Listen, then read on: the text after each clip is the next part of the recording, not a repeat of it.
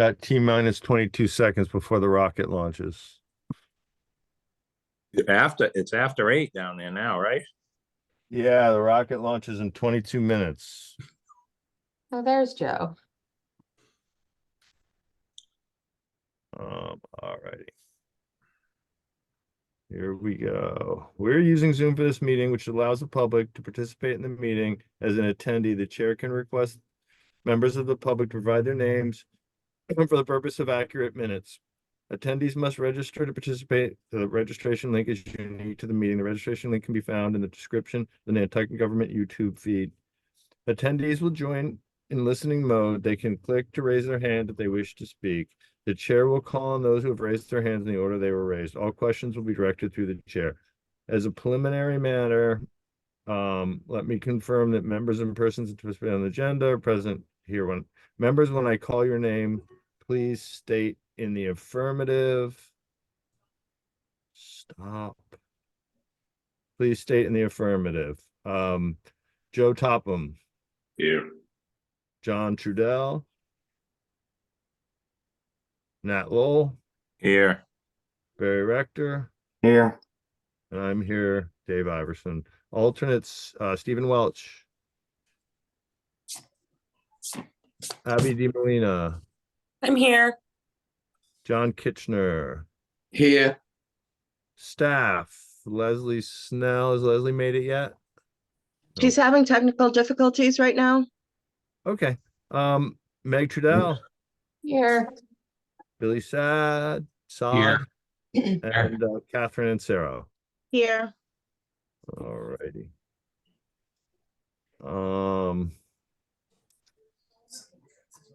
Good morning, good afternoon. This is the open meeting of the Nantucket Planning Board is being conducted remotely pursuant to Chapter 2 of the Acts of 2023. Ensuring public access does not ensure public participation unless participation is required by law. This meeting will yes, it will have public comment. Please note that the meeting is being recorded. All attendees are participating by video conference. Accordingly, please be aware that other folks may be able to see you. Take care not to screen share your computer. Anything you broadcast will be captured by the recording. All supporting materials have been provided to members of the body, are available on the town's website unless otherwise noted. The public is encouraged to follow along using the posted agenda unless I, the chair, note otherwise. We are now turning to the first item on the agenda. Before we do so, permit me to cover some ground rules for effective, clear conduct of business and to ensure accurate. I will introduce each speaker on the agenda. After they conclude their remarks, the chair will go down the line of the members, inviting each by name to provide any comments, questions, or motions. Please hold until your name is called further. Please remember to mute your phone and your computer when you're not speaking. Please remember to speak clearly and in a way that helps generate accurate minutes. For any response, please wait until the chair yields the floor to you and state your name before speaking. If members wish to engage in conversation with other members, please do so through the chair, taking care to identify yourself. For items with public comment after members have spoken, the chair will afford public comment to those members of the board who have joined in the meeting.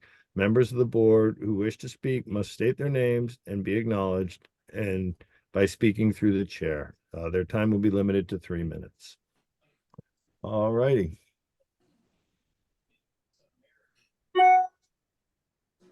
I would entertain a motion to approve the agenda, even though I don't see it on the agenda. So moved, sir. Second. Sorry.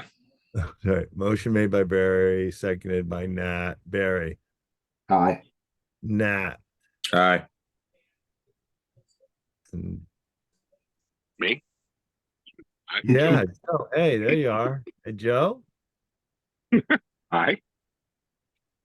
And I'm an aye as well. For the minutes, Leslie's here in my office. Yeah. Okay, great. Hi, Leslie. Welcome. Hi. We are gonna jump. Christy, you're here for the inclusionary zoning article. Yeah. Okay, we're gonna skip to that first because you have some other meetings to be at, correct?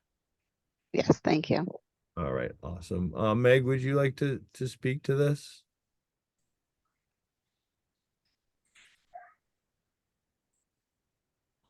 So we came up with some suggested language that really came out of discussion from the finance committee meeting that addresses an exemption for municipal. It addresses housing created by nonprofits, and it addresses potential conflict for housing that's created in connection with large-scale employee housing. So an example that quickly came to mind was dormitory style housing such as the Westmore Club or community sailing, something to that effect. So forwarded to you yesterday was the legal issues, sorry, surrounding a recent court case out of Stoneham that specifically relates to how inclusionary housing bylaws are, how they interact with lots created by right through subdivision control, which is a state regulation, not a local zoning bylaw. So in short, the outcome of that case was that you cannot have a local zoning bylaw be applicable to lots or uses created by right. And we do have town council here to expand on that if you have any questions. So addressing that was language addressing that is also included in our updated version that I can screen share. Just trying to find it.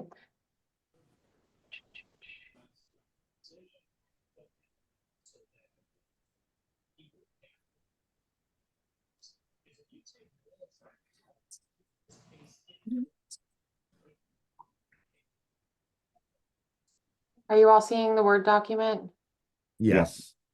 Okay, so just for clarity, the way this is written will have to change if you approve this motion in the warrant, but just so you could visualize what was changed here, the text shown highlighted in this blue-green color has been removed and the text in the yellow has been added. So language primarily that was removed is either repetitive, we clarified it, or it would be in conflict with one of those provisions that we added to allow exemptions for. So specifically, the municipal exemption, it would just be exempt if it were municipal. Any non-for-profit organizations, they would be granted an exemption on a case-by-case basis as determined by the zoning enforcement officer, which is the building commissioner. So nonprofits wouldn't have to go through the public hearing process per se. The zoning enforcement officer would be able to evaluate their nonprofit status to determine whether or not they should be granted an exemption. And then that third exemption, it's tied specifically to the master plan and housing production plan. So the planning board wouldn't be able to grant a waiver from this bylaw just in any event. It would have to specifically be tied to whether the applicant was actively creating some type of housing that was determined as needed in the housing production or master plan. So that does include peak season employee housing. So those are three things we felt were important to include. This here newly inserted language, it talks specifically about subdivision options that are available under the zoning bylaw. So while we're of the opinion based on case law that it cannot apply to lots created under subdivision control, this certainly does apply to lots created utilizing provisions in the zoning bylaw. So we just clarified and expanded on what those types of special permits are here. It was all repetitive language, or again, related back to one of those things that we've already provided exemptions or clarification to. And then I think that was the last of the changes. Did you have anything you wanted to add, Leslie? No? I need this screen. Yeah, or I'll scoot out of the way. Sorry, my technical difficulties have relocated me to Megan's space. I think that the changes that we've made, address, the creation of inclusionary housing as proposed by the article's proponent. It doesn't do everything that I think they wanted to achieve, but I think it's something that we can get behind and something that has, that's legal. And it condenses, as Megan said, a lot of the language and just simplifies the article overall. So we, do recommend that if you, want to move forward with this article, that you really consider the changes that we've proposed. And I would say too, in order to take, this is just a procedural matter, to take public comment and things like that, you're gonna have to reopen the public hearing and reconsider the motion. So just to let you know. Thank you. Comments, questions by board members?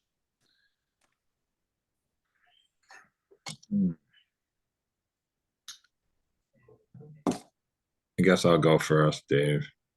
Okay. No one's yellow hand has popped up just yet. So just, Joe's busy Hold on, with just- the sunscreen and the cold water. I see that live. That's unbelievable. So April vacation. All right, it's coming. So I just want to talk through you to staff, Dave. I think that one of the most important things that you guys have done is create some safeguards. This has to pass. Like this is,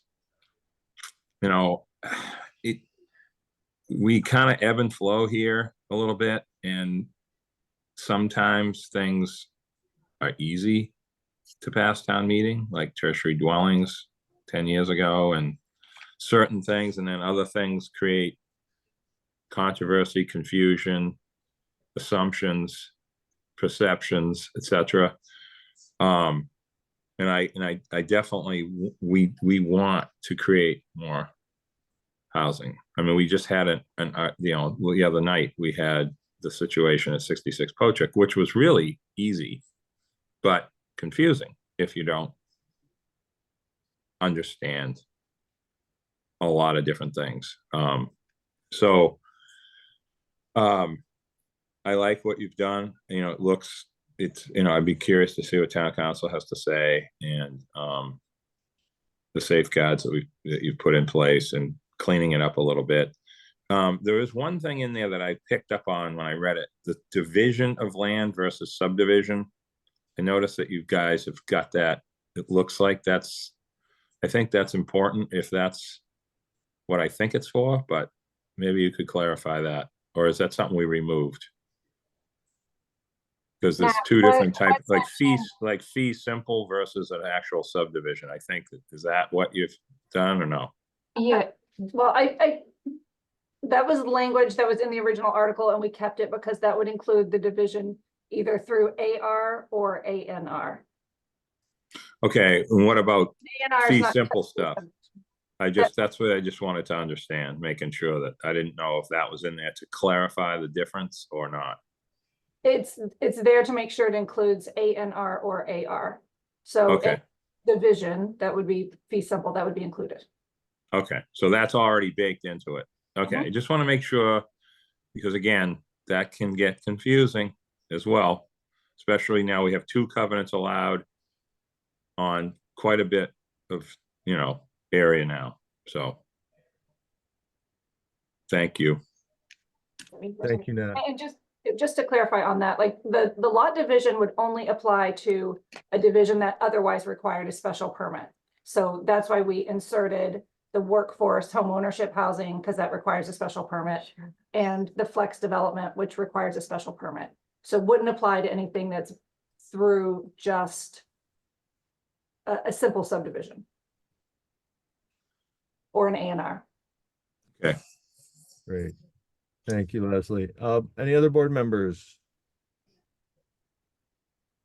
So for me, I feel like we're kind of stuck in the middle. We have 2 different legal opinions on how to move forward. And my concern is this: either we try to make some changes to address that and hopefully make it past the AG, or take a gamble and side with the opinion that we really don't have to change anything and that we can move forward, with the risk of maybe losing it to the AG and not having anything at all. And I think for me, that's the concern here. And I think that if we want something to get on the books, that we can, at future town meetings, kind of mold into a better, more useful tool, then we're probably better off playing it safe. Joe? Oh, Dave, you just took the words out of my mouth. I'm glad we kind of caught this and going to clean this up. But I agree with you. I think we should, put something forward with the AG and, have something that would go forward now and then not have something disastrous come out later on. And I like the language, the way it was cleaning everything up. I like that we included the AR and A&R language in there and, took care of that provision. Also how the zoning inspector will be able to just, review everyone's status and go forward. I think this is good housekeeping that we've done here. So thank you. Thank you, Joe. Proponents, I'm sure you have some opinions here. Yes, Ann Crispa here, citizen or the article sponsor. I appreciate you all putting your heads together with us to try to find something that's going to pass at town meeting floor. And Leslie and Megan and I met the other day. This is the first time I'm seeing this. I received an email 24 minutes before the meeting started. So I get it. You want to get something that's going to pass. However, this is too watered down, in my opinion. So, we need to create units is what needs to happen. That's why this inclusionary zoning article was proposed. I want to speak to the need. I think all of us know about the need, but any way that we can create units, these are units that are already being built. So last night, home buyer ed, there's 64 students signed up. I'm like, what's the big, why? I don't get it. There's no lottery. Why are you all here? We need housing. We're getting so many people applying for covenant program, ready to rent, like the numbers, they're not getting less. We can't wait another year. And I think that the way that we proposed it, our legal counsel is saying it is legal, despite one case in Stoneham. And I have Emily Molden here with me. This is this is a team effort. This is something that came out of the housing summit. Experts got together to figure out what do we want to push collectively. And this is it. We've been meeting for months about this. And this language, the way that we proposed it, is the way we want it to be considered on town meeting floor. The concerns around the municipality and the nonprofits, we have amended language that we put forward that speaks to that. But watering it down with the for employer housing and just anyone to be able to, it's just too discretionary. And I think that the MCDs there's a bylaw in place right now that is just not being utilized. And I worry that if we water the language down too much, then this is really it's on paper only, and it's not going to get capture us any units, which is the purpose. So I'm going to hand it over, if you don't mind, Dave. I know Emily and I had talked about this. Perhaps that's great. And I completely understand where you're coming from. I think I just, again, the concern is to get something on the books and not be denied at the door by the AG because these bylaws are not in unison with the state subdivision control act. So that's the concern, I think. And after Emily, we'll have town council speak to that. Emily, welcome. Thank you, Mr. Chair, and thank you, everyone. As Ann mentioned, well, for the record, Emily Molden for the Nantucket Land and Water Council. As Ann mentioned, I've been working as part of her work group that she put together after last year's housing summit to help to develop this as a tool that we could put on the books as soon as possible. And I think you're all aware that originally we had started thinking more broadly about incorporating different income brackets, but settled on this 240% AMI. And I would agree with Anne, and not having seen the language or the proposed changes, just hearing about it now would also echo her sentiments of feeling concerned that this isn't ultimately going to achieve what the purpose is, which is to create more units sooner rather than later.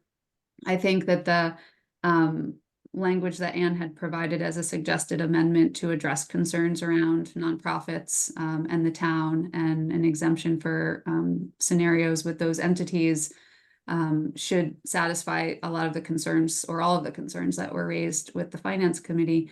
I think as far as the legality of the article, we're very confident that this is in fact still completely legal. And I have our legal counsel here, Dennis Murphy, who I know had drafted a memo, and I would ask, I don't know if Mr. Chair, if you'd rather hear from town council first, or we could have, if it would be okay to have our council present our opinion on the legality of it. But I would sort of put to the board that in light of the fact that there may be differing legal opinions here, with Anne as the article proponent, I would really ask you to consider supporting her desire to put this article forward to town meeting as is, and leave it to the Attorney General to let us know if it's legal or not.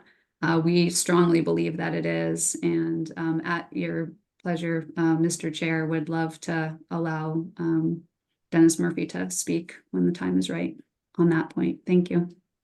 Great. Thank you, Emily. Yeah, I'm going to go to Dennis first and then to town council, and then we can have our debate. Thank you. Welcome, Dennis. Hi, good morning, Mr. Chair. Good morning, everyone. I'm Dennis Murphy from Hill Law, and I've been helping the Land and Water Council and Anne as well. So I did provide a written opinion. I hope you all have seen that. Instead of summarizing that, the Stoneham decision was based on the distinct bylaw in Stoneham. And I thought I might point out and highlight the differences between what is being proposed for Nantucket and why the land court's decision in Stoneham is really not applicable. So first of all, this was what lawyers call a facial challenge. There hadn't been a denial of a subdivision or anything like that. In the Stoneham bylaw, in fact, I don't mind telling you that the case settled rather than being appealed, because the developer agreed to pay the money. And the town took the money rather than appeal for the principal. So under the bylaw in Stoneham, you have the planning board there would have the discretion to reduce the number of required units. That never got exercised one way or another because it was a facial challenge. And also had the ability to take fees in lieu of units, which is what ended up happening in the settlement. So it's unfortunate that the decision came the way it did, because what ended up happening is what would happen in over 100 different other municipalities that have similar inclusionary bylaws, where planning boards have discretion and developers can pay fees in lieu. So that's one major distinction that I'm not sure was entirely clear. The other one that I want to point out, the Stoneham bylaw was directed at creating SHI units, those that are 80% AMI affordable, 80% of the area median income. This bylaw, the affordable units are for 3 times that, 240%. It's a very different standard that would apply. So whereas the 80% AMI does make a lot that's being created have less market value, I don't believe there's any reason to believe that a 240% restriction would affect the value of the lot that's created. So I think that is a critical, those two things are critical distinctions. The first thing, that you have the discretion to reduce the number of units and take money, which Stoneham never had the chance to do because it was a facial challenge. And the second, instead of 80% AMI in Stoneham, which affected the value of the lot, you've got a situation where this is middle income affordable housing for 240% AMI, and that doesn't affect the value of a lot created one iota. Thank you. Thank you, Dennis. Any questions for Dennis before we move to town council? All right, Amy? Thank you, Mr. Chairman. Amy Questle, Town Council. So I went through the changes, the proposed changes, and I agree with the proposed changes. You know, I think it's important to note, which Megan did note, but just to reiterate that a lot of the changes are cleanup changes, but there are a few changes that I think are necessary based on the Isola case, which is the Stoneham case that everyone is referring to. And in that case, it is a land court case. However, it was not appealed. So whether a settlement occurred or not, that frankly is between the planning board and the developer. But whether a settlement, occurred or not, that does not matter. What we have is we have a decision from a land court that is out there. Attorney Murphy's and Attorney Witten's memo states that they do not agree with the result of that case. They don't agree with the decision. Unfortunately, it is a decision. It was made by a court. We are subject to that. I'm not saying that it has extreme precedential value, but we are subject to that. Furthermore, there are legal elements of that decision that are sound and that do make sense. You cannot require a special permit for a subdivision that is an as of right subdivision. So if you have a conventional subdivision come before you, it's as of right, it's in accordance with all of your regulations, and then all of a sudden there's a special permit required for it, and that special permit would be an affordability zoning requirement, and that goes back to the Wall Street case, and it's taking from that. Furthermore, one thing that Attorney Murphy just touched on briefly is the whole the taking argument, which, that wasn't necessarily part of the Isola case. It was mentioned numerous times in the Isola case. The Isola case was basically, the challenge in that was the special permit requirement. But, whether you are restricting a lot, 80% AMI, 240 AMI, it is still a restriction on a lot. So I'm not sure that Attorney Murphy's takings argument is as generous as he thinks it is. You are still restricting that lot. So I would agree with the members that have already spoken that, are of the agreement that, or of the opinion that, this is something to get on the books. And if that is what we're looking for, that is the best way to do it.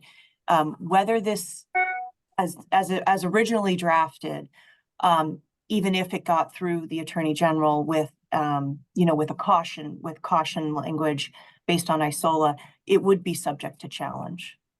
And that, I think, is more disconcerting than worrying about whether the AG is going to deny it or not, is a challenge from a developer, and that would, shoot the entire thing down too, and cost the town money also. So. Great, thank you. You're welcome. Board members. Boy, talk about the down to the wire. Dave, can I just ask through you to back to Amy or just staff, I guess. I'm not sure. So we gotta like simplify this. I can tell you that right now. This is complicated for anyone to understand. Just, I'm thinking town meeting, this is complicated. So Stoneham case, I mean, we're miles ahead of Stoneham in housing initiatives and concepts and things we've done. So that's, but if I heard her right, Amy's saying that a conventional subdivision through, the A&R or AR was somehow there was a special permit process. We have that for fee simple, right? When we do a covenant, that's a special permit. And for workforce housing bylaw. So was this for just like a lot, just, one lot type of situation? I'm trying to like figure this out now. Sorry to be, asking, questions that I should already have the answer, but this is complicated. So go ahead, Leslie. Sorry. So now the secondary lot is completely different. I mean, you're creating substandard lots through the special permit. So right. That's different. That wouldn't apply here. This was drafted to apply to 5 or more lots created through either AR or ANR. And then there were other suggestions for multifamily units and commercial or other things, but just sticking to the lots, it was 5 or more. And we currently have the workforce housing bylaw in place up to R20, I believe now, with certain oversized, or what is it? No, 5 and 10, right? I think Is it it's R10? I thought we did it in R20, but no. we may have, but this would apply to the workforce housing bylaw. Because Okay. the workforce housing bylaw already requires a special permit. That's what I was trying to get at. Okay. And this is sort of fits into the deed restriction program that hasn't been unveiled yet, technically, officially, which is the same concept voluntarily doing versus being able to have a bylaw that says you can do it through special permit. There isn't enough land left for this to happen here. That's another issue. We can get into that. But all right, I just think that, somebody a lot smarter than me can come up with a way to explain this, similar to what Amy was talking about with Stoneham, but like in a Nantucket footprint. All right, so people don't need to understand what this is. I'm really concerned about that. This could end up being just, all sorts of strange questions. So thank you, Mr. Chairman. Sorry for jumping in like that. My bigger concern is, and I sat on this group with Ann. I am fully in support of any tool we can do to create more housing. My concern is the shell game that we're gonna create by saying the state says through the Subdivision Control Act that you can have this by right. But we are gonna say, oh no, you need a special permit. And I don't think that will stand up in court. And I hate to see all this good effort go down the toilet because we weren't willing to be more flexible and get something on the books and then work on strengthening it. So that's my biggest concern. Emily? Thank you, Mr. Chair. I can be brief. I mostly was going to, I see he's raised his hand again, but I was going to ask Dennis to just address the the other inclusionary zoning bylaws that are actually out there in the state, and that question about the interaction between the subdivision control law and zoning, because I think it's a really important concept behind all of this. And then just so that I don't have to raise my hand again, I think in closing, again, letting Anne sort of speak as the article sponsor, but if she is looking to put forward the article as it was drafted, to see if town meeting would send it up to the Attorney General's office, then I would ask that the board support her on that. Thank you. And then if it's okay to have Dennis address that question, I'd appreciate it. Thank you. Yeah, I'm gonna go to Joe and then come back to Dennis if he can make it brief, and then I think we need to roll up our sleeves and decide what we're gonna do here. Joe? Thank you, Mr. Chair. Add to Nat, during those meetings that, Dave and I sat on and Tucker Holland, that we kind of figured there was not going to be a lot of use of this article, but we thought it was important to get it in place. Who knows what may come down the road, but it would be in place. And I agree with everything that Dave, you just mentioned about the meetings. I really think this is really important to have this kind of, tie it all in together with all of our articles in place. And we have so many vehicles available to the community. And I just think this is another important piece that we can put in front of everyone and hopefully, help get more affordable housing for Nantucket. Thank you, Mr. Chair. Thank you, Joe. All righty. Attorney, Mr. Murphy, Dennis, floor is yours. Yes, thank you. I will be brief. So I want to just talk big picture. As a planning board, I'm sure you have, I don't know your rules or your zoning off the top of my head, but I trust that you have other situations where subdivision is tied to special permit. Many towns have a cluster subdivision or planned development. And this is really no different. There is nothing pernicious or illegal about making a subdivision subject to special permit approval when it is something that is in the public interest, like in a cluster preserving open space, or in the case of the inclusionary bylaw, facilitating the development of affordable units. So I would be wary about reading the Stoneham decision too broadly, that it means you have to approve any subdivision that comes in front of you without regard to special permits, because that would have unintended consequences. And perhaps by the time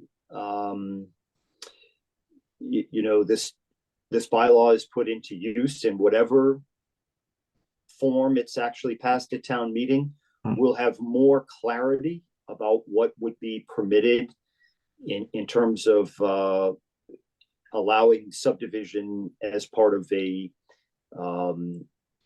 effort to facilitate affordable housing. Thanks for letting me speak again. Thank you, Dennis. I think the difference is, at least for me, with what you cited, is a developer chooses to use the cluster subdivision where there's not a choice here. This is mandatory. And I think that is a huge difference in the eyes of the court. I could be wrong, but I'm going to go to Barry real quick. Joe, is your hand up because you didn't take it down? It's hard to see with the glare, I know. Barry, and then I'm going to go to Ann and Tucker. Thanks. I think we're all on the same boat here. We're trying to get affordable housing done by a number of different vehicles, and here's a new one for us at this point. Let me ask you a question though, and this is either directed to staff or to Attorney Caswell there. If we leave the language as the proponent has asked us to do, and things start going south through the AG's office, what is that going to look like in terms of where we're heading with things? At a minimum, it pushes us a year out and having to refine the language. But let's say we pass one or two of these and then finally, sorry.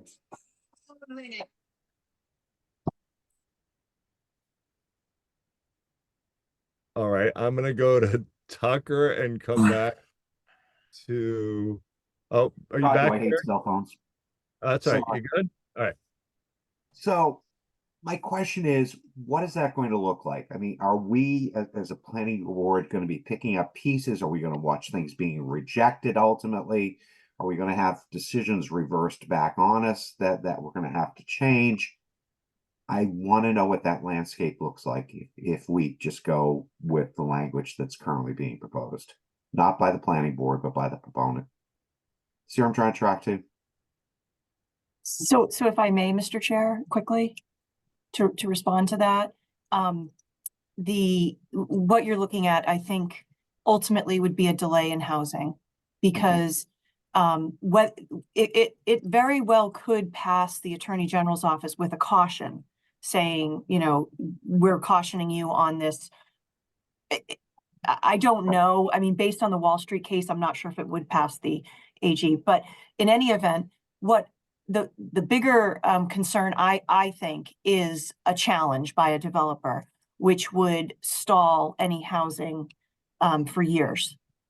Because we would have to go through the challenge of this bylaw in court. Even if it's land court, we're talking over a year. And so I think that's the biggest downside is that you're risking the actual creation of housing. Right. And so the battleground for that too would be whoever wants to enter into that lawsuit, but the planning board would be named as the primary on some type of lawsuit like that, correct? Yes. So if this were a developer challenging this bylaw, the planning board would be tasked with defending. All right.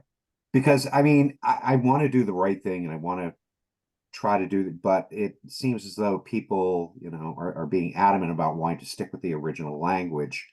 I for one am not thrilled being on the planning board and then having to be on the hook for this thing later on when that happens, because the town becomes the ultimate party behind it at this point, not the people who are proposing this right now. So I mean, I want to do the right things by them if they really want this to happen, because we're endorsing an article that they've sponsored. I for one say fine. You know, let's go back to the original language, let it be. But there's a caveat in there that as a planning board, we're there to support you on that level, but we're not happy with the way this is running at the moment. And we think there are going to be major challenges that are going to come out of this. So even on town meeting floor as well, too, I don't think we should respond to it. It'll be up to you guys to respond to this in totality and whatever comes out of it. But somewhere I just like to make a notation that we really did propose things and, you know, the people feel like that's just not adequate. So I'll support it. I'll do whatever you guys want. But on the other side of the coin, I need to be very upfront with you about how I feel about how that's going to roll too. And I think I don't want to be delaying things. I don't want to be on a potential disaster train either. So thank you. No, I think that's a good call, as is with the exemptions for municipal and nonprofits. Yeah, I mean, for me, I'm going in that direction if that's what they want, but I think that we should have a comment about the concerns the board has. Tucker. Thank you, Mr. Chair. Can you hear me? Yes. Yeah, I just wanted to comment on a couple of aspects. Christy had asked me to attend this meeting. The town manager is, of course, very interested in the municipal exemption, if you will. And similarly, I would advocate strongly for the nonprofit exemption as well, as long as language that town council is happy with is part of the final motion to modify those aspects. I think we're covered there. You know, with regard to the, you know, what's the right course here? as Joe mentioned, Dave, you, me, Joe, Emily, we're all part of Ann's group on this. I think we all want to see something happen, but my general tenor is to defer to town council's advice. I mean, that's kind of how I practiced things in my role as the housing director. I wouldn't want to get caught up in the kind of situation that town council just described, where nothing can happen for an extended period. So a little bit of caution may be prudent, but ultimately I defer to what you and Joe and town council prefer. Thank you. Thank you, Tucker. And Thank you. I appreciate you all hearing all this. I get why you're so concerned and that this is the appropriate time to do this.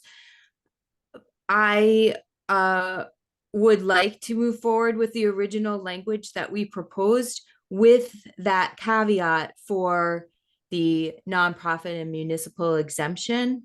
So I don't know how that all works on town meeting floor. If then I would have to propose it unless the planning board adopts that language now. So I don't know.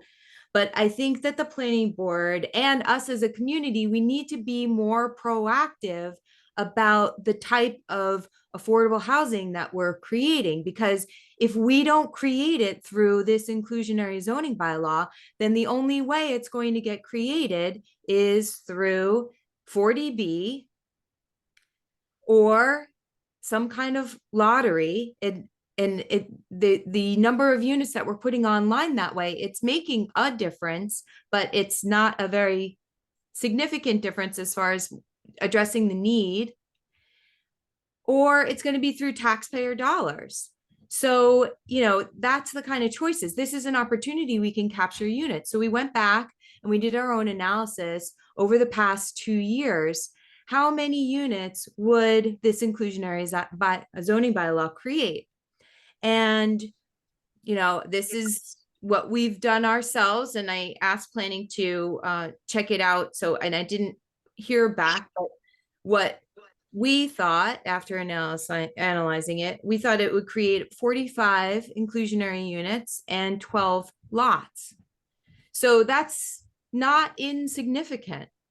That would be great if we had those units going forward, but those opportunities are dwindling.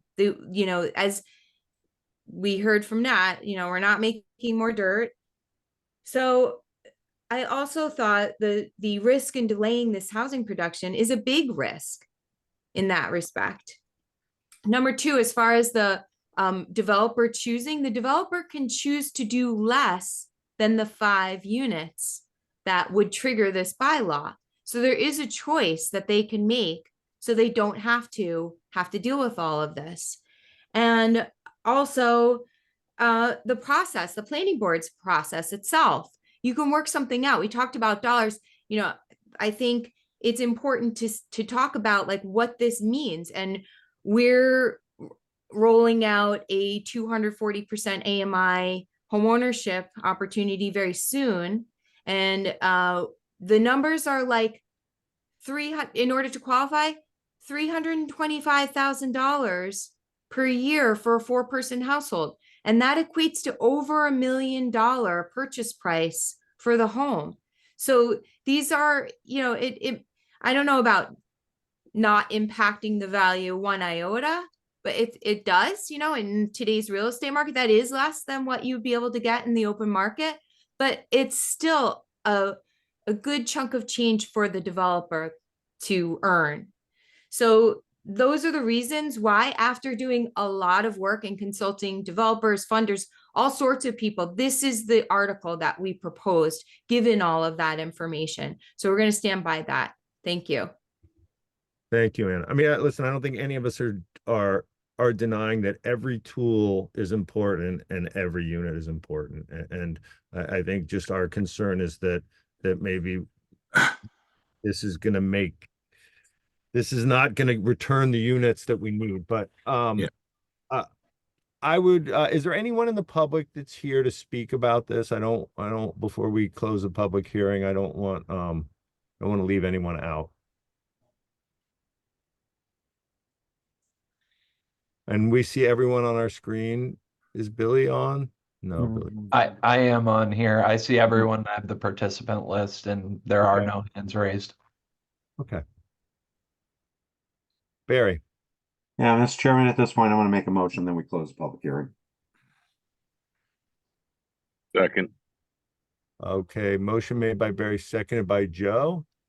Barry, Yes. Aye. Joe, Aye. Nat, Aye. and I'm an aye as well. I didn't skip anyone, did I? No. All right, gentlemen, what are we thinking? Barry? Yeah, I mean, I'd like to honor what the proponent wants to do, although there are, I mean, as far as the planning board is concerned and staff is concerned, there are significant risk that may come out of this. And it will definitely delay the process if it does. You know, I would truly prefer if we kind of stuck with what staff did. I think they did a fair amount of homework to do this, and they're trying to put the appropriate safeguards in place. That said, though, I'm going to make a motion at this point that we go back to the proponent's original article that they want to do.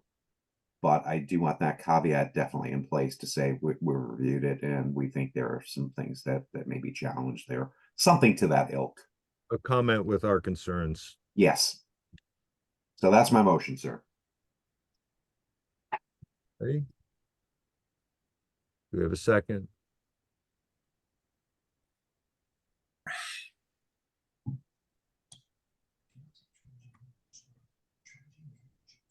Okay. That sounds like that's going to fail. Someone needs to come up with something different. All right. Do we have another motion? I mean, just to speak to you, Mr. Chair, Barry. Barry, I understand where you're at, and I'm kind of betwixt and between on this one. But I do, I don't want it to fail at a later date or become more problematic. And I feel like this language really helps, you know, clean up a lot of issues that were going to arise. And I think that, you know, we've caught this. We've had nonprofits come forward and say that this is going to be problematic to them. So this is why I think that we need to kind of take the steering wheel on this one and kind of, you know, take control of it. And I know there may be lawsuits, you know, going back to a comment to Ms. Crispa said that people may opt out of, you know, go to 4 lots. And I really don't want that. And I think that this is more user friendly personally from the way I read it. So, you know, I'd like to put a motion forward to approve as drafted. Second. Motion made by Joe, seconded by Nat. Joe. Aye. Excuse me, discussion? Yes. Okay. Thanks. Yep. Thank you. Just discussion on it. That doesn't mean, you know, even if you put this forward with what we propose, that doesn't mean the proponent can't go back on the floor of town meeting and completely change things back to what they want to have happen. That, in my mind, could be more disastrous because they're on town meeting floor. It's going to make it look like no one knows what they're doing. Yeah. That to me is the mark of disaster right there. And so I'm just, when I brought this up, I'm thinking this is maybe the better way to settle it in-house as opposed to out in the broadest spectrum of things. But if that's what my peers want to do at this point, then, you know, I agree with you to the philosophy of it and doing it, but I just have my concerns on a different level at this point. So thank you for listening. Yeah, I agree. We agree. I agree with Barry. My greatest concern is being challenged by a developer, which is gonna skyrocket the cost of development. We're gonna have less housing units, and that's, for me, that's my gamble. But I truly believe that we should have very strong worded comments, and we should put forward, and I know that a lot of people aren't gonna agree with me, we should put forward what the proponent asked for and see what happens. I you know, I question whether the AG will approve it. I've mentioned my concern about a developer, you know, I think there's a lot of downside to it, but I feel that this is what the proponents put forward, and we should in some sense honor that. Thank you. Joe, were you gonna comment before we? Yeah, I just, well, I guess there's kind of two poles to it. You know, do we let it go as it was drafted and it becomes disastrous on town meeting? Or as a planning board, we do nothing and it's disastrous to us for not doing our homework and notifying and acknowledging that there's some real issues in it here. And I think that where town council's weighed in and said, this is important to have in place, that's really kind of what, you know, Barry's question was, you know, right on point. And I really agree that someone brought that up. But I think in the going back, I think it's going to be our town council saying that this is necessary language to be successful. And Tucker also kind of agreeing with it, not to put him on the hook, but I think that those are two important people that, you know, really think this should be in place. And I agree with it. And I think I'm glad we caught it this time. And if, you know, Housing Nantucket director wants to get up a town meeting and, you know, edit it, so be it. But I think that we're putting what's best for Nantucket and developers, etc. So I this is why I'm kind of going in this direction.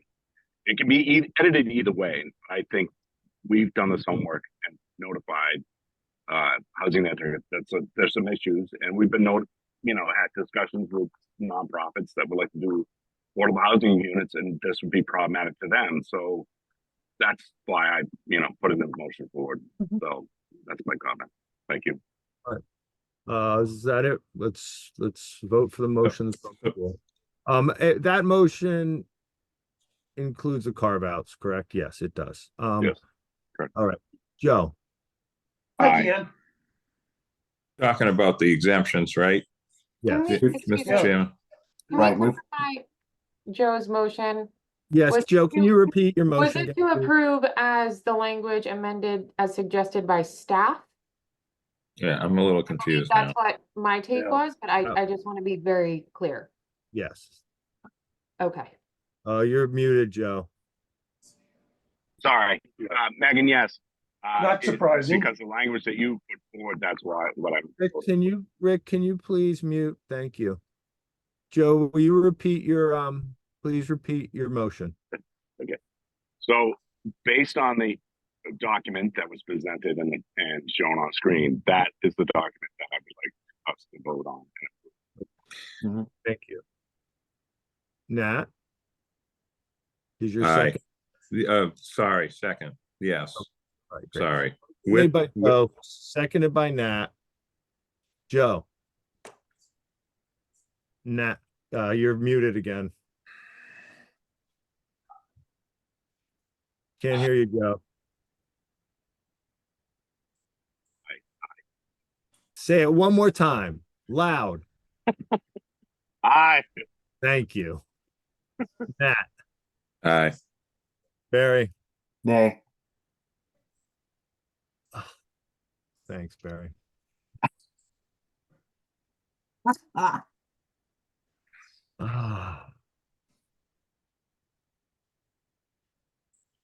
Aye. Sorry, Dave. All right, just lost a lot of friends. Thanks a lot, Yeah. Barry. Yeah. You know, we need Got to too make many. sure that we have the right comment for this Yes. I to think- reflect the situation clearly. And I think this isn't a loss. I know that No. Anne and Emily are probably not real pleased right now, but Yeah. if this goes through as is, it will be a building block. And I just think it's better off to have something than to have nothing, or to be challenged by a developer and have it locked up in litigation hell for years. So that's my reasoning. And let's hope it passes, and then we can build on it. So thank you all for your time.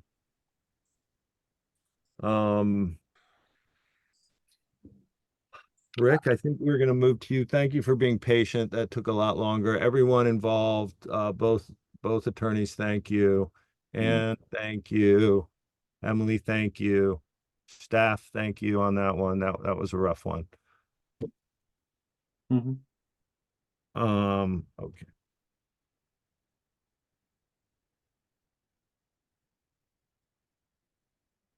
Bear with me for a second. Okay, we're on to 6 Daisy Lane LLC, 6 Daisy Way. Rick? You, Mr. Chairman, and thank you, Joe, for hanging around here, making this possible today. I think we were only, I think we were simply going to talk about the open space waiver and perhaps some effort on our part to contribute something to justify that waiver, and we're certainly on board with doing so. I've only traded a couple of emails with staff, and they've suggested that that we could perhaps make a contribution to the town so that town arborist could plant a few trees or something, or plant trees on our property in exchange for the waiver. I had mentioned to staff, and I think Don had mentioned the other night, the one hindrance to us planting trees on our property are that the remaining space has utilities and infrastructure drainage under the ground, so it'd be really hard for us to, we wouldn't want the roots to be interfering with our property, so that might be a tough thing to do if that's what the board wants. So so I think we'd be in favor of a contribution instead. And so we'd love to hear what the board has to say about that. Thank you. Rick, real quick, are you asking for a complete waiver of open space? Yeah, no, no, to answer your question, I think it's 20% is required, and we can provide 12.5%. So so we're missing 7.5% of our lot, which is about 1,500 square feet. So I apologize. Yeah. For one, I misread the application, and I thought you were asking for a complete waiver. Yeah, I apologize. No, we weren't. I think we can provide 12.5, and I think this is consistent with other ones in the area. I just did a quick look based on, Nat inquiring at the last meeting on Monday. Just around the area, the laundry next door was allowed a 5% reduction. That's a 15% open space on that property. That's right next to us. I also looked at Nantucket Tents in the Coffin Pit. That's one that we did that did not require a waiver, thankfully. I also looked at the big storage center there. That was approved when it was a 30% requirement for open space, and they were allowed to reduce down to 18%. So that was almost a half reduction. So I just wanted to look at those just to kind of illustrate to the board that an open space waiver is not an unusual request or approval. But nonetheless, we're happy to do whatever the board wants on this within reason. So awesome. Thank you, Rick. Barry. Yeah, I mean, I'd be in favor. I don't think there's anything on site that really needs to happen, like planting trees and stuff, given where it is. I am, again, open space is a big thing, especially out by the airport as well, too. So I think a general contribution would be good, because I actually went out that way yesterday and sent staff a few photographs of our current bike path situation, streetscape situation there, and there are some things, unfortunately, it's deteriorated really bad over time, and we're still waiting for some things to happen out there. But it definitely, as you get past Macy Lane, heading toward the airport gates out there, on the left-hand side of the road, it's not real pretty at all. And, you know, there's a number of people who are still biking that to get onto Nobodere Farm Road there, and it's not good. It's not healthy in any way, shape, or form. It was really funny. I was wandering around the area just for a few moments to get back to the car, and lo and behold, there's a bike rack with about 10 bikes locked to it. And I'm like, there's the proof in the pudding. So bottom line is I'd like to see a contribution made toward some general maintenance in that area. And I think we can use that very, very well to clean up some things that really I think should be addressed out there. Thanks, And Barry. I know staff has the pictures as well too, if you want to see what I'm talking about, if you're not sure. Thanks. Thank you, Barry. Board members.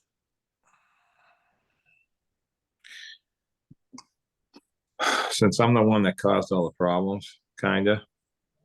Well, a little bit. It's been a long running thing, Barry. We have this, and to add to what Barry is talking about, like, I don't know I don't know if the public road of Old South goes all the way to the gate. I'm not actually sure, but I'm assuming it does. And we have a mixed bag of donuts down there. You know, people forget what things were like in the 80s. I know, with those crazy wooden curbs, although they look pretty good still, it's just shocking. In that area that Barry's talking about, I realize that's private in that section on the left when you turn left on Arrowhead, but I don't, to me, that's private road, Barry. Arrowhead is technically. And that's what I was referring to. I thought that's what you were too. That whole area there is just so bad. And that's what I figured you were talking about. That's not what you're talking about. No, I'm talking about between Macy Lane. Yep. Up to as far as Nobodere there. In front of the old that stretch right but there's there. a bike so in path front of like the Thai restaurant and that. But there's a bike path subdivision. there now. Yeah, you need to see it. You need to see it. I mean, it's just, and you know, Nobodere is a major, it is like another major road that's being used that has a bike path on it. So this is just, in my mind's eye, just straightening up that area a little bit better, and at least having some funding to do it. Because that I do see, but anything beyond that, no. I think it's at that point, it all turns into commercial, and there's really no other bike path access I see, or pedestrian access I see trying to happen out there. Does that help frame where I'm talking about now? I mean, yeah, I mean, I get it. We put a lot of the Coffin Pit approval paid for a lot of the finishing up of Nobodere Farm. I remember that very clearly. It was one of my few disagreements. Throw out another idea. And then the other thing, I can't remember who paid to finish the piece in front of Candlewick Candlewick Corner, whatever we call that. But that wasn't that long ago. I just don't remember when it was exactly. And I'm just looking at, like, this is CI, you know. I mean, there isn't going to be more CI, you know. So I don't look at this as a big waiver because of what it is, where it is, the needs, individual shop renting, etc. What used to be there, it's going to be, that park is not going to ever look like it did 15 years ago. I can tell you that. So, you know, we're pretty much done. There's going to be continuous, I guess I would say, redeveloping of some of these existing commercial spots in this little node between UPS and Daisy, you know, and probably something's going to happen with that apartment complex. I mean, there's going to be stuff happening one at a time. And that's how I'm sort of looking at this. I'm not looking at this as like a one huge project, because it's not.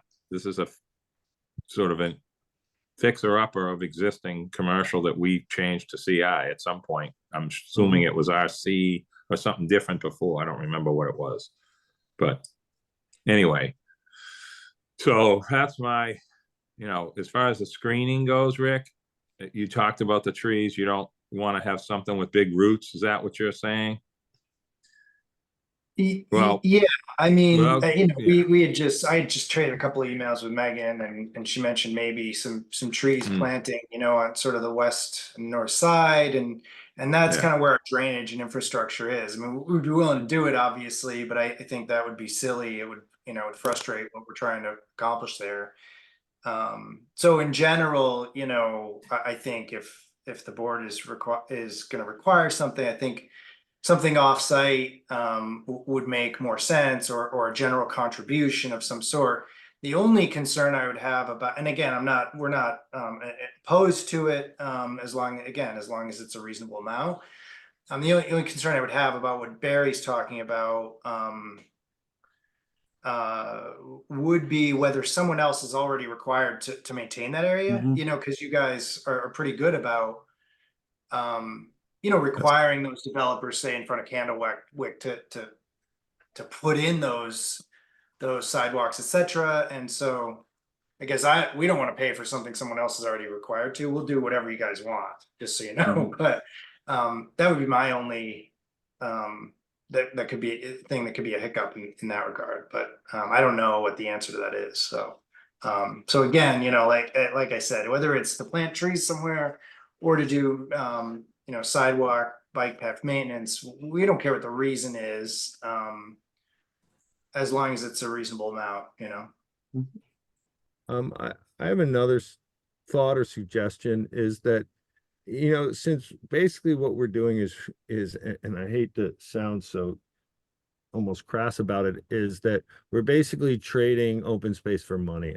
I think that if that's what we're gonna do here, if that's the route we're going down, those funds should be more aimed towards being used towards either creating more open space or maintaining the open space we have instead of building sidewalks with it.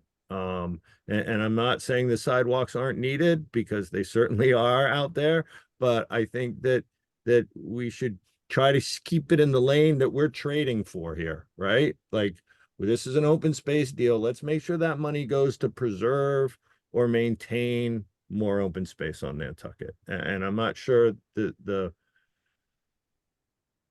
organization or how we would do that, but I think that would be the best use of any money that comes of this.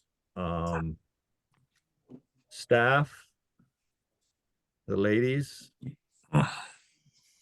Must be a tree fund. There has to be something, the town. Barry's been here longer than me, and I remember the whole bike path funds thing and all that, Dave. And I think we're kind of past that now a little bit in some ways. Unless it's a direct, Barry's shaking his head, but is there a fund for bike paths? Is there a fund for sidewalks? I mean, I know we have the sidewalk downtown situation with $1 million a year automatic, whatever it is, but I mean, I think Dave's got a point. If there's a fund for trees, a fund for things that we're doing, the town has to buy for certain, whether it's replacement, whether it's additional, you know, that's a good idea if that's something that we have. A birdie gave it to me. I can't take responsibility for it. Well, there you go. All right, Megan finally got this working again. I'm impaired here at her computer. So I want to echo what the chair said. I mean, there needs to be a rational nexus between the waiver that is being requested and what you are asking for in exchange for that waiver. So if the waiver is for open space, whatever it is you're asking for needs to be related to open space. So, you know, it doesn't have to be super specific. It could be a donation for, you know, landscape improvements in the area. You don't have to be, you know, super specific about it, but it needs to be related. It can't be something else, like a bike path, for instance. But how would that, and I'm sorry, I know you guys got your hands up, but how can we ensure that that's what like, it seems like, okay, we're going to put money for landscape in this area, but how does that turn into really turning into landscape in that area? So they would make a donation. They would Yeah. agree to make a donation to the town of Nantucket for landscape improvements in the area. we would accept the check as a gift, the select board would do that. And it would go into an interest-bearing account, and the funds would have to be used within it. I forgot what the time frame is. It's like 8 years or 10 years or something like that. And it would be used, you know, by the town arborist or it would be used for some project in the area that has a landscape. Yeah. We've done this before. I just don't want it to get lost in the whole general fund. Yeah. No, it would be a Universe segregated somewhere. account. And I think it was Candlewick Corner or maybe a different project in the area. They made a donation for 10 trees or something like that. And I remember that. Yeah. Yes, there's the Kishulek subdivision. Yep. I'm gonna go to Joe and then Barry. You're muted, Joe. Sunstroke, Joe, you're muted. It's called sunglasses, Dave. An ice cream. One of the things I kind of have a problem with this lot was more the everything's flat and you can see everything. And I think as you turn into Candlewick, there is vegetation on either side, which helps soften and buffer the structures. So, you know, I mean, if you're looking from the parking, looking over this direction, you know, I don't know what the plant material will be. You know, there was trees, but comment for trees, I'm going to throw out the word privet, but I don't know what is the right kind of screening mechanism to put in there, just from the view of the park. And then I think, you know, whatever money we do ask for should go to the open fund, whether it goes to the tree arborist or whatever. I think that really would be very helpful to a project that maybe hasn't quite gotten started or needs a little more funding. So that would be my vote. Thank you. Thank you, Joe. Barry. So through you to staff, the only concern I have here is that if we do get some funding to do something, it can't be so amorphous that it winds up in some other part of the island. That can't happen. I've always understood it, that there has to be a proximity to the project that's being proposed. Okay, and I see staff saying, yes, that's the truth. So I just want you all to be clear that if there's a fund available, it's got to go to something directly in that area. When I took a good stern look at that area, there wasn't much I saw in terms of preserving additional open space. I think putting trees into that area, it's a very underutilized area. The park did a very good job about putting up trees and stuff to visually occlude that area out. So I'm not sure putting trees anywhere along that stretch serves any reasonable purpose thereof. I think the focus here goes back to what's going along the Old South Road corridor, because that ain't so pretty out there. And I'm a little surprised that that you're only tying it to an open space thing. I mean, bike paths have always been a priority of this board. So I think if I had to choose between trying to do something to straighten either a sidewalk, you can beautify the sidewalk if you want.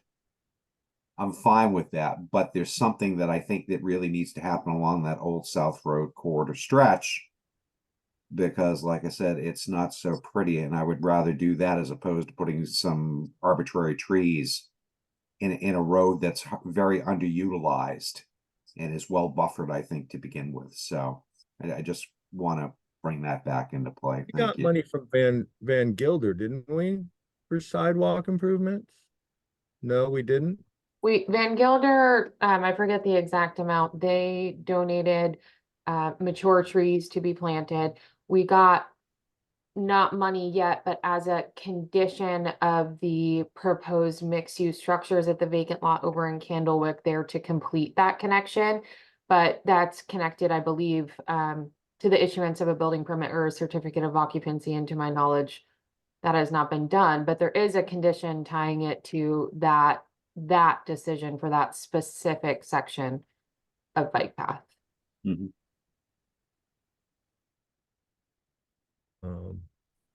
Joe.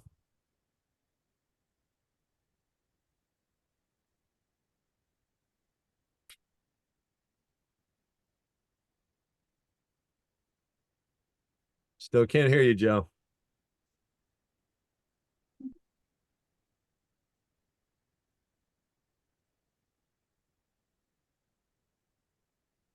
Having Wi-Fi issues. Yeah. Sorry, Dave. I'm fine with what Megan just said and Barry. If they friendly to be stay within the area. Okay. Billy, to the public?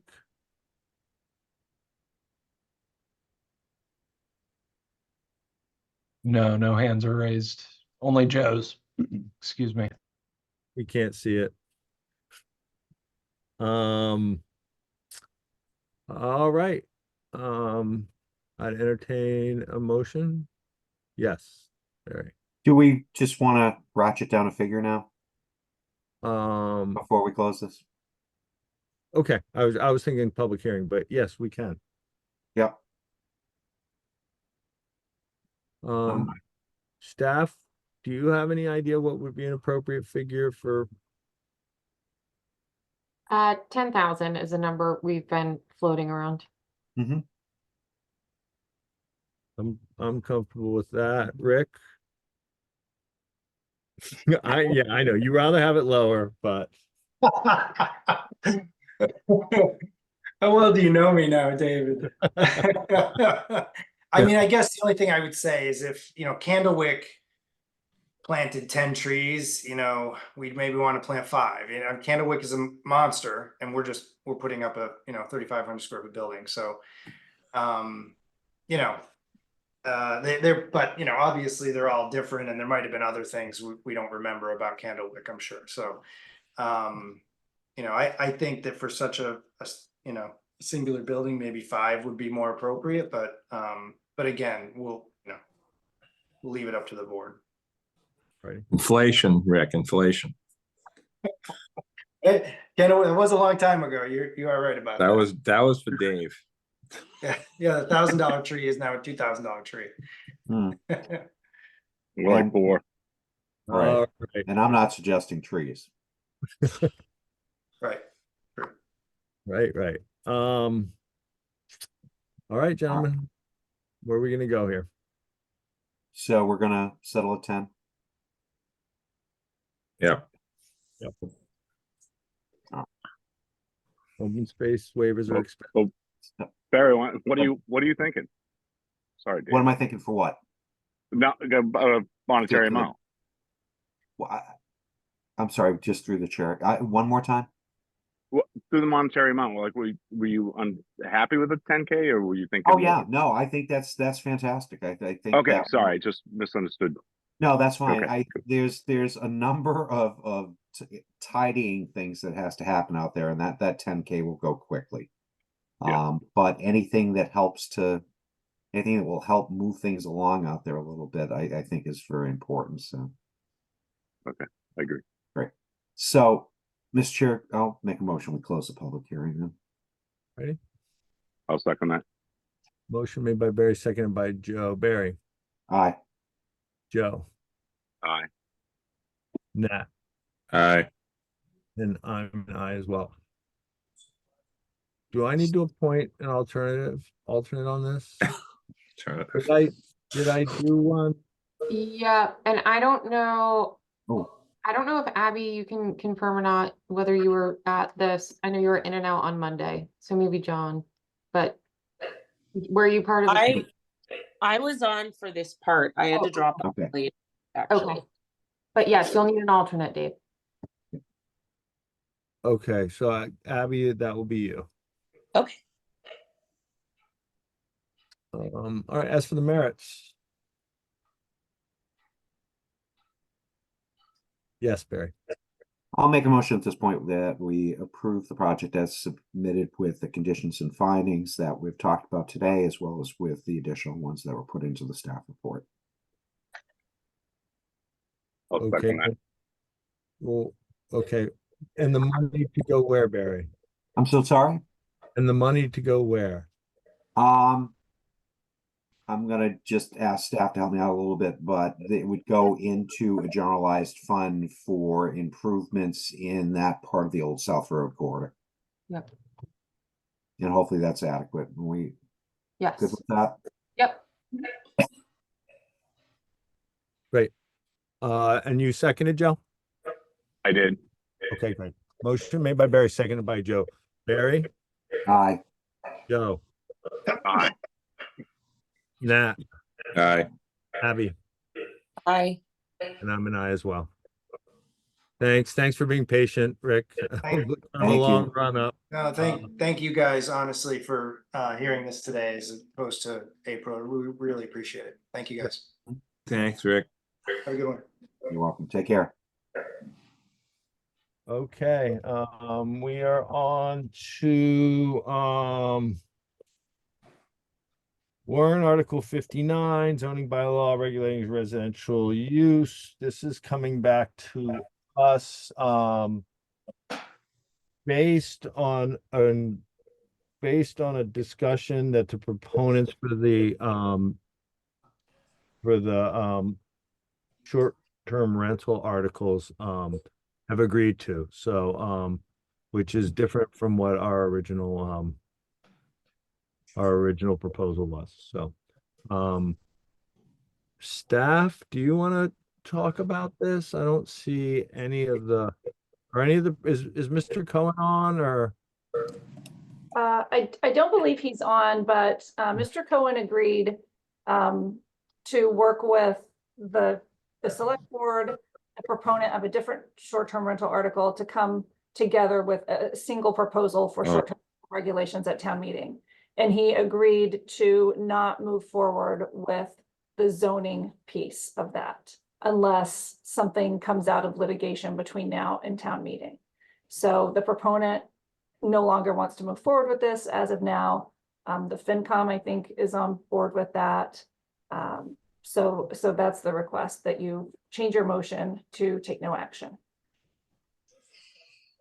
And to do so, Yep. you'll have to reopen the public Yep. hearing. I'll make that motion to reopen. Second. All right, motion made by Nat, seconded by Joe. Nat, Aye. Joe, Aye. Barry, Aye. and I'm an aye as well. So, board discussion, questions? Barry, Anything from the public? Billy, I'm seeing no hands. So Oh, and a Nope. few just flew up. and here they go. Welcome, Ann. Thank you very much, Mr. Chair. I would just like to make sure that I understand 100% what's being proposed here, because I find it's still a little confusing to me. Mr. Cohen made two warrant articles, and I understand that he's now collaborating with the He's now collaborating with the select board on another one. And this zoning article, he is now saying, okay, I would like to have a take no action recommendation on it, but that's a little bit sort of depending on what happens with litigation. So if you agree to change your recommendation to take no action, and between now and town meeting, there is some information on the litigation that he's not happy with, what happens? We won't have Too any late. opportunity to change this once Yeah. this recommendation has been made. This is it. We're at the deadline now. I mean, this isn't, and anyone can call this on town meeting floor, and I would be very surprised if someone didn't, even though we said take no action. Does that help you? Okay, so it would, anything from today, anything else about this can only take place on town meeting floor. Yes. Right. Okay, thank you very much for that clarification. I Yep. appreciate it. No problem. Campbell, welcome. You might be muted, Campbell.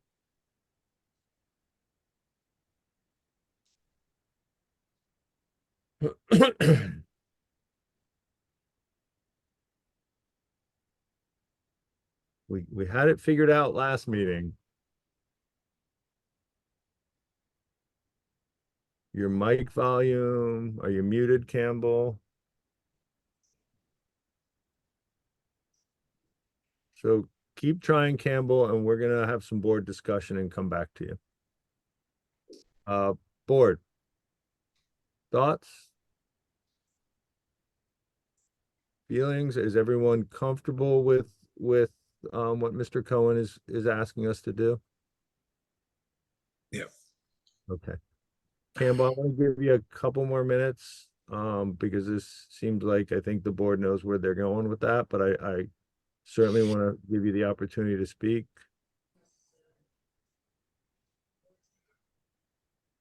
Did she text you? Yeah, Campbell, do you have my cell? Do you want to text me a question? Or anyone on the screen?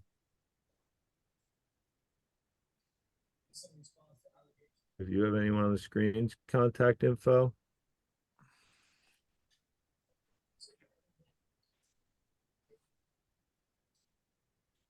Or email.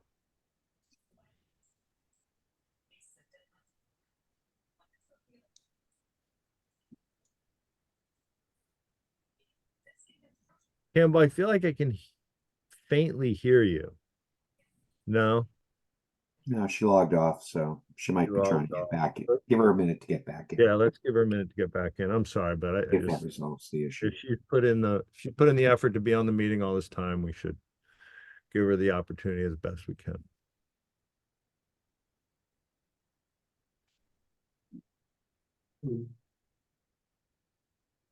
Joe, I think your camera needs its sunglasses on.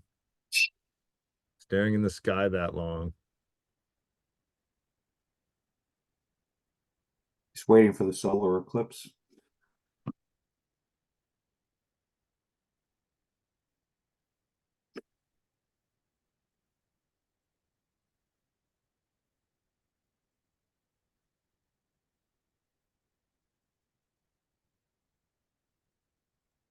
I just called Campbell and got her voicemail, so. All right.